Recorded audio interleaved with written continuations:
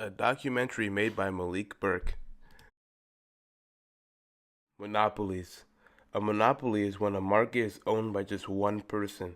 This is bad because it gave just one person the ability to keep all of their competitors out of the market.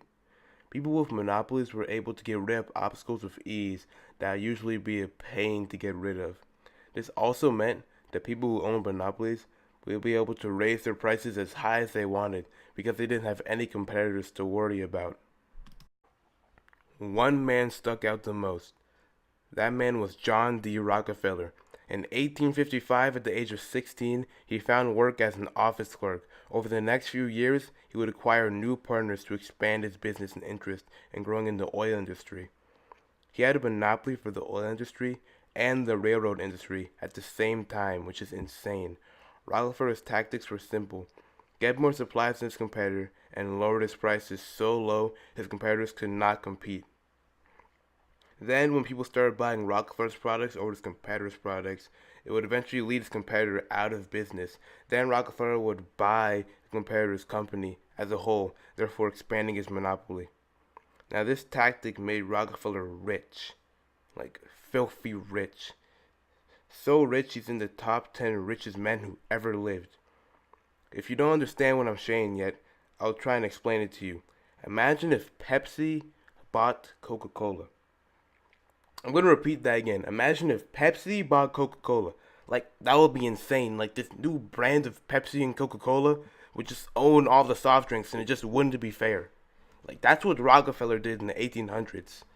It's like Pepsi and Coca-Cola, except with oil and the railroad industry. It's just insane.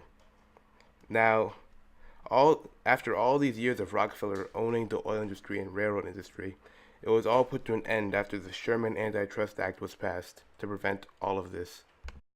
The Sherman Antitrust Act outlawed any monopolization or attempted monopolization. This would allow the government to take greater authority in preventing monopolies. Think of an example that I stated earlier with Coke and Pepsi. The Sherman Antitrust Act would have prevented such a thing from happening, since the government would be able to decide whether the purchase can go through or not. It would be down to the government to decide how much it would affect the stock market and the soft drink industry. Same thing with railroads and oil company, same example. However, the sad thing is the Sherman Antitrust Act would not be enforced until like years later, not until Teddy Roosevelt became president and started trust busting. Roosevelt was considered to be a trust buster, a federal officer who seeks to dissolve business trust, especially through vigorous applications of antitrust regulations.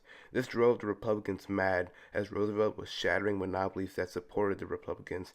However, after Roosevelt's legacy, the role of trust buster would become carried on by future presidents and people of Congress. The Clayton Act was the Antitrust Act remolded with some new additions. The Act continues to ban the practice of price discrimination and anti-competitive mergers, but better known as monopolies. It is also declared peaceful strikes, picketing, boycotts, agricultural cooperatives, and labor unions legal under federal law. Certain holding companies were forbidden and discriminatory freight agreements banned. The Clayton Antitrust Act prohibited exclusive sales contracts, certain rebates, and local price cutting.